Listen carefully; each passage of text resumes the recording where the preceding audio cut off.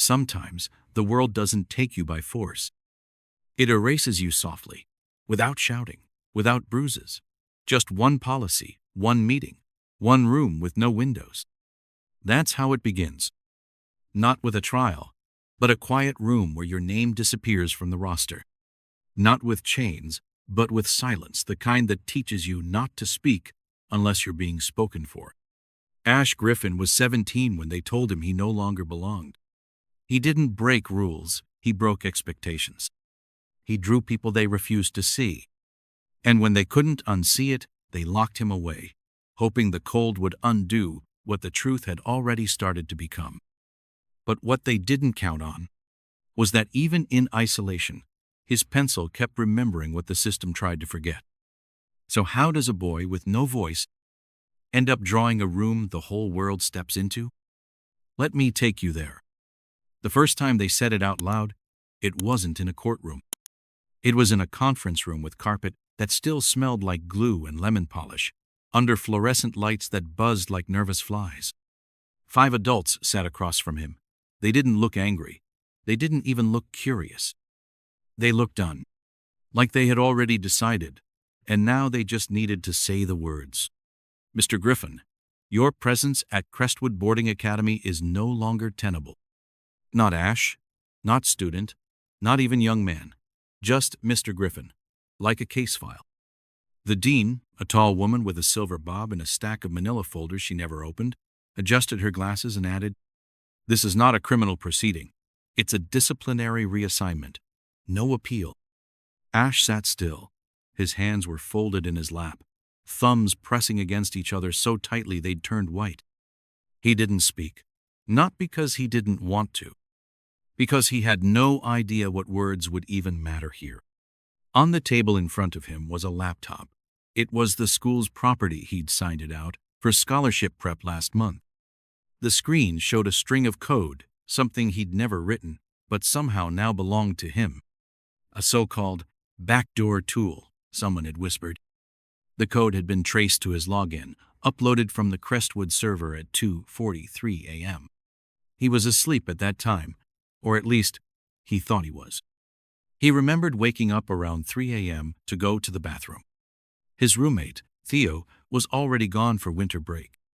The dorm was quiet, his desk lamp still faintly on, casting pale light on the graphite sketch he'd been working on, a drawing of the East Hall staircase lit by morning sun. He'd left the sketch out, next to his tablet, next to the laptop. He didn't think twice.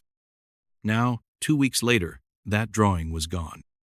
And the only thing anyone could see was the login time. The error log. The code. Dean Sullivan closed the laptop gently, like she was tucking in a secret.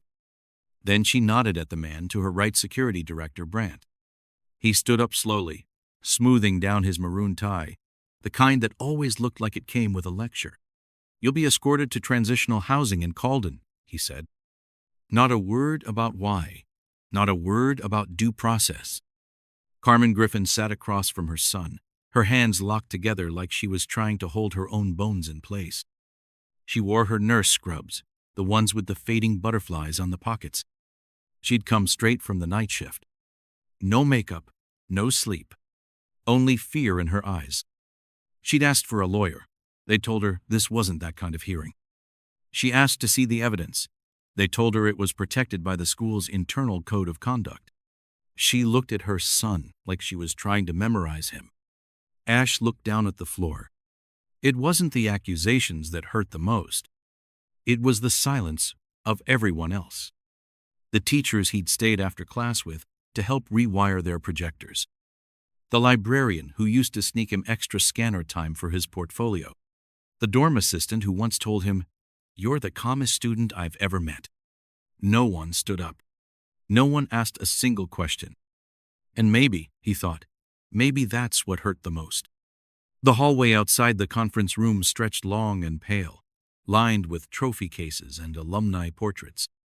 Ash walked in silence, flanked by 2 security officers, not handcuffed, but close enough. The other students weren't around. It was the last day before winter break. Most had already left campus. But as he passed the atrium, he saw her. Ms. Delaney, his art teacher. She stood by the east window, holding a coffee cup in one hand, a file folder in the other. For a moment, their eyes met. Ash wanted to speak, to ask her, "Did you believe them? Did you even ask to see my side?"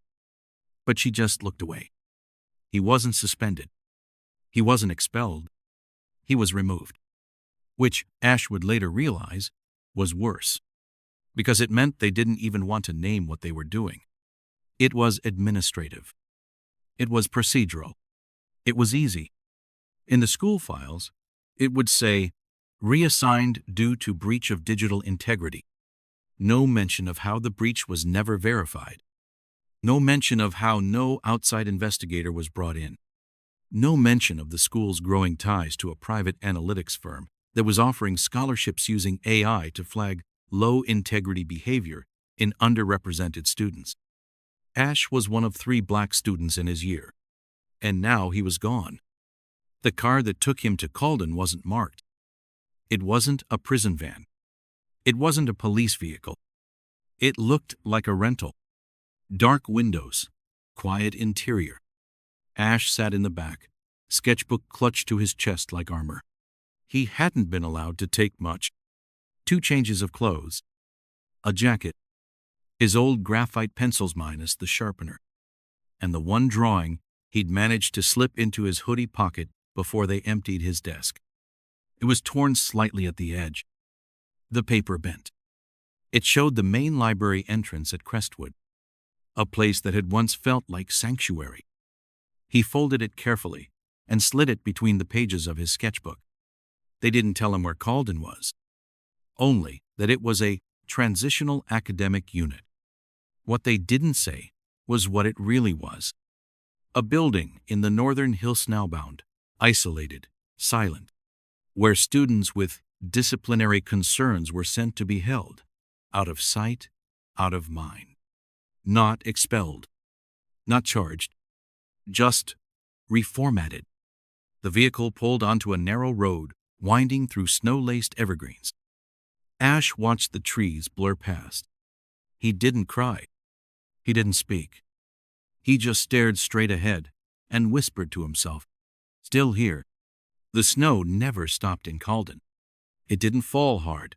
It just lingered, a quiet, constant pressure that coated the trees, the windows, the world, much like the silence inside Ash Griffin. The Calden Academic Transition Center was housed in a former mountain lodge, the kind you might see in a magazine ad before it had been gutted and filled with reinforced doors, security-grade locks, and motion-detecting lights that flickered if you turned in your sleep. Ash's room 14 bod. No art, no mirror, no color. Just a cot, a desk bolted to the wall, and a window too narrow to look through without tilting your head sideways. He'd been there 5 days. No hearing, no timeline, no calls, just the schedule. They woke up at 6:00. Lights on, silence. Chores at 7:00. Self-study at 8:00. Mandatory reflection hour at 11:00. Lunch. Isolation study block. Dinner. Silence. Sleep. Each block was exactly 47 minutes long. No clocks in the room. No watches allowed. Time in Calden didn't move. It stalled. Ash didn't cry. He didn't scream. He drew, at first with his fingernail on the back of a paper plate, then with a stubby penciloni of 3 they gave during creative time, snapped in half to keep students from turning them into weapons. On the second night, he drew the outline of his mom's hands just from memory. The small callus on her middle finger from holding a pen too long while doing double shifts at the hospital. The freckle on the wrist she never liked anyone to see. He drew her folding towels, like she always did after night shifts, with the TV murmuring reruns of Judge Mathis in the background. He shaded every fold of the terry cloth. When the page was full, he flipped it over and started again. But it wasn't the paper that ran out. It was space to keep what mattered. There was no scanner here, no digital archive, No USB folders named Home or Scholarship Dreams. There was just air and breath and silence. Until one night, during reflection hour, someone knocked. That alone was strange. There were no knocks in Calden-only orders. Ash looked up, expecting a staffer. But it was her. Ruth. Facility assistant, late 60s, round glasses, no badge, no clipboard. Just a beige cardigan with fraying sleeves and a plastic bin of laundry in one arm. "I left this," she said, placing the bin down. "Your linens." But when she leaned in closer, her voice lowered to a whisper. "Bottom of the bin," she said, eyes never meeting his. "Don't say anything." Ash waited 10 minutes before he touched it. Beneath the scratchy bedsheets and folded towels was a small notepad. The pages weren't lined. They were textured, like the ones he used to beg for at art supply shops when they went on clearance. No name, no message. Just paper. He stared at the notepad for a long time, like it might disappear if he blinked. And then, slowly, Ash began again. He drew the hallway outside his room, the way it bent slightly like a question. He sketched the way the sunlight hit the floor at 2:17 p.m. Only then did the gray tile show a trace of warmth. He drew Theo, his old roommate, from Memorier's bright, posture slouched, always halfway through telling a joke he'd never finish. He drew room 14 meant not just the inside, but the feeling. A tightness in the chest, a sound you couldn't name, a sliver of hope carved into concrete. But Ash didn't draw for comfort. He drew to remember. Because Calden was a place designed to make you forget you were ever anything else. Other students passed in the hallway, silent like ghosts. Some nodded. Some never looked up. One day, a boy about his agitator, arms folded like he was always cold stopped, just outside Ash's door and murmured, "They say you're the hacker." Ash didn't respond. The boy smirked, like he expected that, then added, "You're wasting your time drawing. No one's coming." He was right. No one was coming. Not the school. Not the district. Not even his mom, who probably didn't know where he'd gone because the school had the legal right to reassign students for safety-based concerns without parental presence. She'd probably received a letter by now. Polite, cold, useless. Ash imagined her sitting on their worn-out couch in Burlington, holding the envelope with trembling fingers, reading and rereading until the paper crumpled. No phone number to call. No date to visit. No one to ask why. And still, every night, Ash drew. Until the pencil wore to a nub and the pad had only one sheet left. He saved it. He didn't know why. He just knew that whatever went on, it had to mean something. That was the night he started writing letters to himself. He called them "Still Here Notes." Each was one sentence, written on the back of napkins, forms, margins of worksheets. "I am not who they say I am. Today I remembered the sound of my mother laughing. There is still a sunrise, even if I can't see it. I am not silent. I am waiting." He tucked them inside the pages of his sketchpad like bookmarks in a life no one else had read. A few days later, during supply check, Ruth returned. No words, no eye contact, just a soft thump of folded laundry on the metal shelf. But as she turned to leave, she whispered, "Page 5. After she left, Ash flipped to the 5th sheet of his pad. There, written in tight slanted print, "Draw them, all of them. Start with the ones they ignore." He didn't know if Ruth had written it. He didn't care. He picked up what was left of his pencil, leaned over the desk, and began to sketch the boy from the hallway. The one who said no one was coming. He titled it, "You Were Wrong." That night, something in Ash shifted. Not everything, but enough. He couldn't speak without being dismissed. He couldn't testify. He couldn't call his mom. He couldn't protest. But he could draw you. He could draw the silence. And then he could break it. Not with a sound, with a picture. Because in a world where truth gets deleted, you don't argue with a drawing. You just see it. And maybe, if it's done right, you feel it. Ash had never called him before. Not on birthdays. Not when he won the county art fair in 8th grade.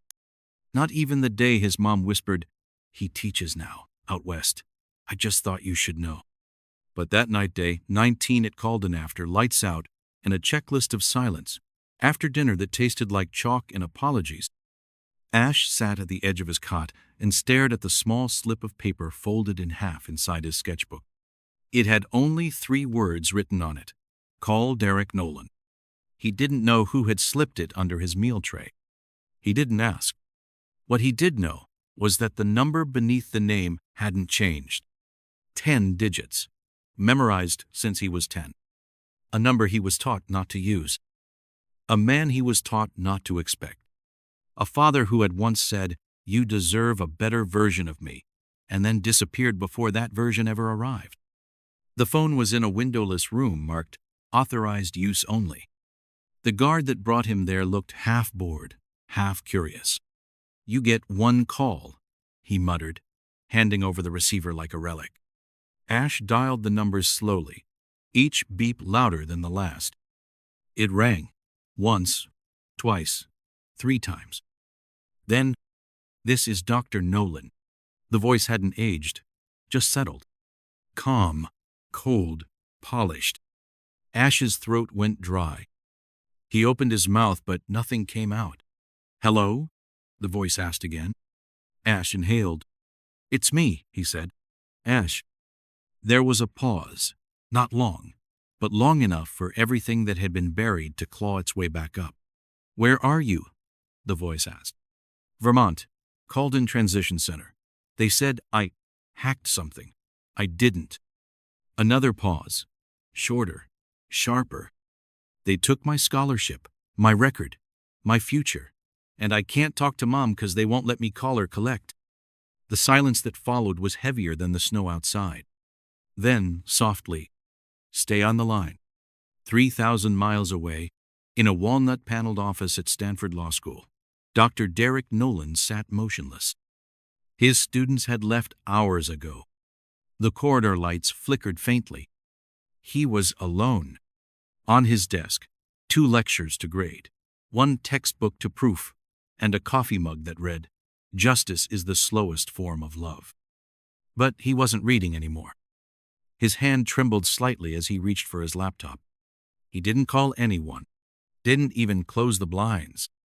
He just typed, "Crestwood Boarding School, Vermont Plus, Ash Griffin." The first result was an announcement. Student removed for breach of digital integrity. No injuries, no charges. The second was a forum thread. Another black kid. Another behavioral concern. No names, but 1 photo. Ash, walking toward a car with his sketchbook pressed to his chest. Derek zoomed in. And in that photo nearly missed was a drawing slipping from between the pages. A hand, a calloused thumb, a bracelet made of thread. Carmen. His chest tightened. He closed the browser, opened another, and typed deeper. Called in Transition Center Internal Policies. Due process exemptions. School-funded surveillance programs. Then a name he didn't expect. Maya Tron. Data engineer, former Crestwood systems advisor. Resigned after internal audit findings were sealed. He clicked again. Found her LinkedIn. Found a blog. Then a single pinned line in plain font. "They say you're not supposed to care, but someone has to." He stared at it for a long time. Then he picked up his phone. Maya Tran lived on the edge of Boston now. 1-bedroom apartment. Plants on every windowsill. A cat named Juno who liked to knock over memory drives. When her phone rang, she almost didn't answer. It was nearly midnight. Unknown number. Bay Area code. But something told her to pick up. "This is Maya." "Ms. Tran, my name is Dr. Derek Nolan. I believe you knew my son." Another pause, longer, warier. "I worked at Crestwood," she said. "I knew a lot of students. His name is Ash." There was a soft breath. Then, "I remember his sketches." Derek swallowed hard. He's at Calden. I believe he was set up. I know he was, she replied. No hesitation. But no one wanted to listen when I said it. He leaned forward. What do you have? I don't have access anymore, but I kept backups, old system logs, flagged entries, internal memos, code review timestamps, all of it. Silence. I knew this would matter someday, she added. I just didn't know to who. It matters now, Derek said. 3 days later, they met in person. A cafe near Harvard Square. Quiet. No laptops. No names. Maya arrived first. Wore a faded hoodie. No makeup. A flash drive tucked in a children's book. When Derek arrived, he looked tired in a way even tailored suits couldn't hide. She handed over the book wordlessly. Inside, metadata from the school's AI alert system, server access logs showing external IP tampering, records of code insertion tag to an admin account, not Ash's, and one folder labeled Erased Files, Ash Griffin Portfolio. He opened it. Inside were scanned copies of artwork, faces, hands, hallways, and at the bottom, a time-stamped entry log proving Ash was in the library at the time of the supposed breach. Derek felt something break open in his chest. Not anger, grief, shame, recognition. He looked up. Why did you keep this? He asked. Maya smiled softly. Because no one ever believes the quiet ones. That night, Derek didn't sleep. Instead, he drafted a letter. Not to a court, not to a school, but to Ash. You don't owe me anything, but I owe you everything. I taught law for 20 years, but I forgot how to fight. Thank you for reminding me. He didn't know if the letter would reach him, but he knew what he had to do. 2 days later, Ash sat in his room still gray, still cold, and heard his name through the intercom. Room 14B. You've got mail. He didn't expect much. Mail wasn't normal here. But when the guard handed him the envelope, it was thick. Typed, label, no return address. Inside, a letter, a printed photo, a flash drive. The letter was brief. I know now. I see you. We are not done. The photo was of a wall blank, white, untouched. A caption read, Reserved, Ash Griffin Retrospective, Spring Exhibit, Stanford University. Ash didn't move for a long time. He just started. Then slowly, he smiled. Not wide, not loud, just enough. Enough to mean, I'm still here, and now, someone finally is too. Something shifted after the letter arrived. Not in the schedule. That stayed the same. The 6 a.m. wake-up call. The tasteless oatmeal. The buzzing light that flickered above the shower stall like a broken halo. No, what changed was Ash. He still kept quiet, still followed instructions, still wore the same uniform. But now, he saw things again. And more than that, he started drawing them again. Not for escape. Not even for survival. He drew to witness. It began with Marcus, an older student in the laundry unit, built like a linebacker but with a softness in his voice, the kind of man who folded clothes like he was tucking in children. Ash asked him, one day, in the hallway, "What's your daughter like?" Marcus looked surprised, then smiled. "She's got my nose. And her mom's stubborn streak. Wrote a poem last week about clouds and not fitting in. Said it was about rain, but I knew better." Ash nodded. That night, he drew Marcus's daughter on stage, hair tied up, arms open, standing on a paper podium shaped like a cloud. He called it, Her Father Still Believes in Rain. Then came Deshawn, who sang Motown songs while sweeping the cafeteria. Carlos, who dreamed of owning a taco truck called El Grito. Tony, who read Dune 3 times and spoke like he was born in another galaxy. William, who grew herbs in plastic containers on the windowsill and whispered to them when he thought no one was listening. Each face was drawn carefully, deliberately, like Ash was rebuilding the world, one forgotten person at a time. He labeled the drawings only with first names and fragments of their lives. She still thinks I'll be home by spring. I didn't steal the bike. I just fixed it. I only ran because no one stopped to ask why. Ash didn't ask for permission. He just folded each sketch in half and slipped it into the spine of his Bible, the one every student was issued, whether they believed in anything or not. The guards began to notice. At first, it was subtle. A longer look. A delay when returning supplies. A clipboard passed just a little slower in front of the security window. But Ash didn't stop. Then, during tutoring hour hosted every other Thursday by Miss Lavinia, a retired schoolteacher with silver hair and the voice of a jazz singer, he took a risk. As she packed up her books and reading worksheets, Ash slipped a sealed envelope into the bottom of her tote bag. No name, no return address. Just one word on the front, sketched in pencil. Voices. Inside the envelope were 12 original drawings. Each labeled, each signed, each telling the story the system tried to flatten into incident reports and behavioral notes. Miss Lavinia didn't say anything. She just looked at Ash on her way out. And for the first time in 30 days, someone nodded at him like he wasn't a problem to be solved, but a person. A week later, a strange thing happened. One of the younger guards, a college intern with a badge too big for his uniform, paused at Ash's door and whispered, "Hey, that guy in laundry? His daughter's poem? It's online." Ash looked up, stunned. "Where?" he asked.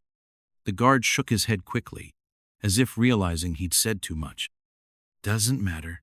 Just know, people are seeing it. They see you." And then he was gone. That night, Ash sat at his desk.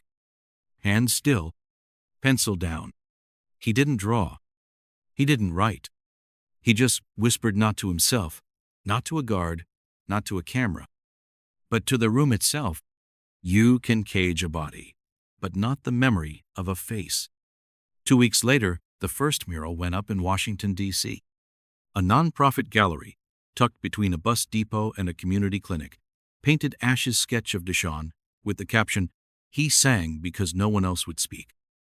A week after that, an online exhibit launched, Inside Voices, Stories the System Forgot. Hosted anonymously, shared quietly, copied endlessly. Artists replicated Ash's drawings on brick walls in Philadelphia. Teachers handed out prints to students before finals. Churches held vigils, projecting the sketches on white sheets hung over the pulpit. None of them said Ash's name. Not yet. That was the point. This wasn't about fame. It was about dignity. Shared, quiet, real. Back in Calden, Ash began receiving letters. Each one inspected, redacted, delayed.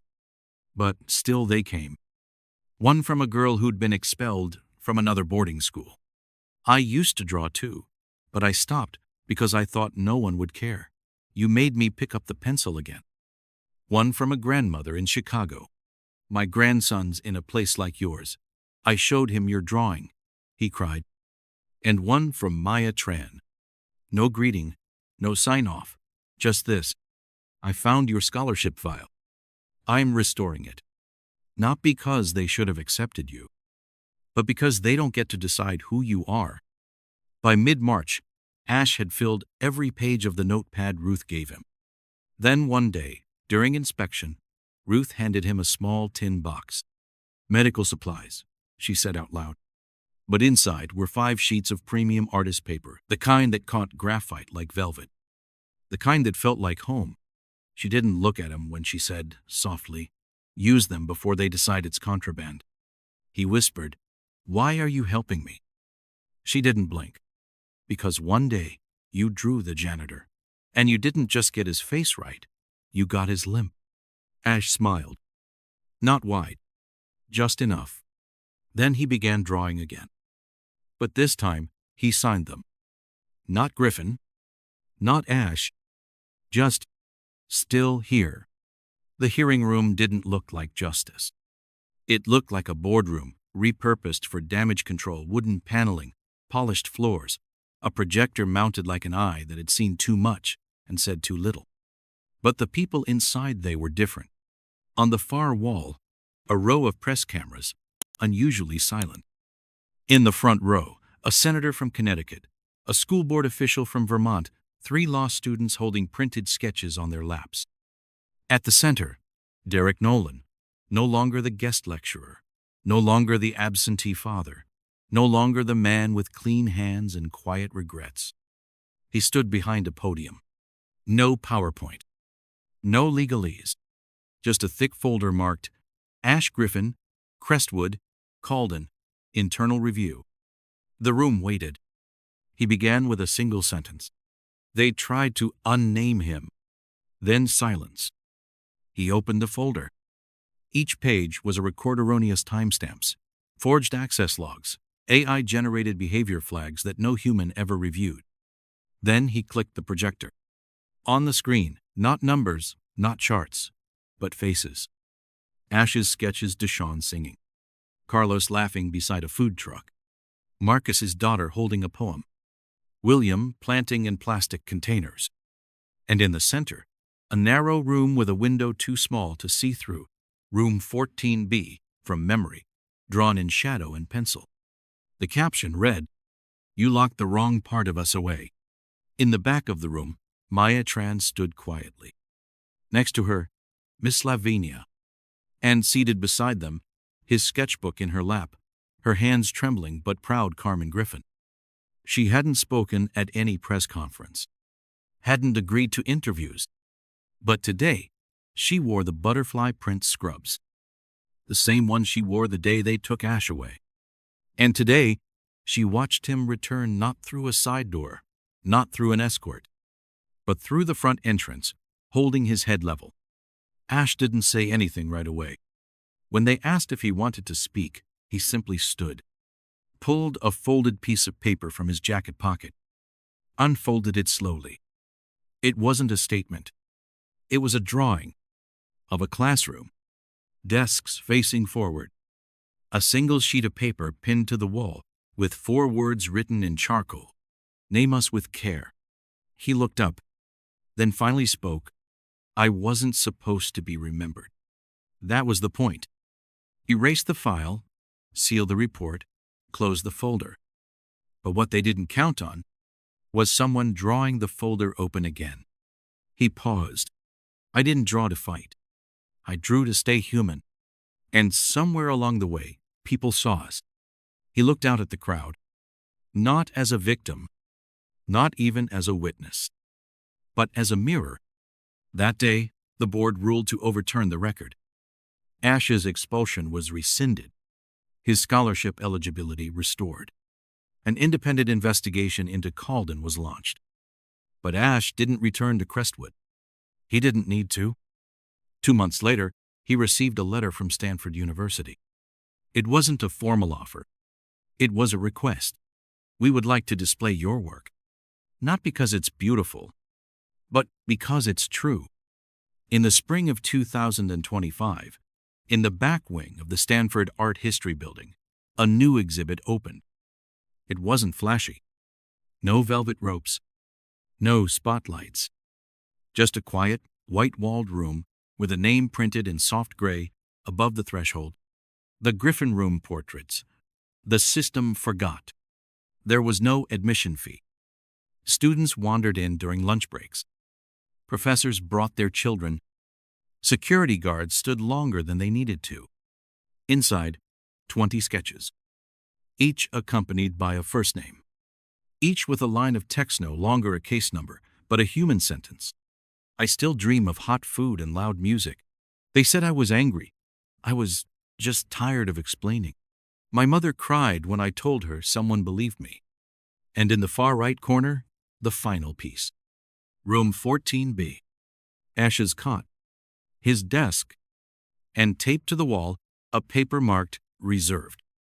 No caption, because some names don't need explaining anymore. The night before the exhibit opened, Ash stood alone in the Griffin Room. He wore a plain sweatshirt, no press tags, no fanfare. He ran his hand along the wall, stopped in front of the drawing of Marcus's daughter, smiled, then turned toward the last frame, the one of room 14B. He knelt, pulled something from his bag, taped it under the frame. It was the original sketch, the one he saved all those months, the one of his mother's hands folding towels. There was a small note on the back, because this is where I began. Outside, Stanford students passed by the entrance, unaware. But inside, for those who stepped through the threshold, something settled. A stillness. A knowing. Because in this room, there were no numbers, no GPA, no record, only voices, drawn in pencil, framed in silence, left behind, not for revenge, but for remembrance. Ash didn't build a protest. He didn't hold a press mic. He didn't scream. But in a system built on forgetting, he taught the nation how to remember. Maybe you've never sat in a windowless room with your future slipping through your fingers. Maybe you've never had your name erased in silence, headlines. No alarms, just doors that quietly stop opening for you. But ask yourself, have you ever been misjudged before they even knew who you were? Have you ever stayed quiet, not because you had nothing to say, but because you knew no one would listen? Ash Griffin never raised his voice, but he raised something else. A hand, a memory, a face someone tried to forget. And maybe that's what this story is really about, not justice in the loudest sense, but in the most human one. The kind that asks, when no one sees you, will you still choose to see others? So if this story moved you, share it with someone who still carries silence on their back. Leave us a comment. Tell us, when was the moment you felt invisible, and how did you find your way back? And don't forget to subscribe to the channel for more true stories like this stories about quiet strength, deep dignity, and the kind of hope that draws its own future. You can cage a body, but not the memory of a face. We'll see you in the next story. Stay tuned.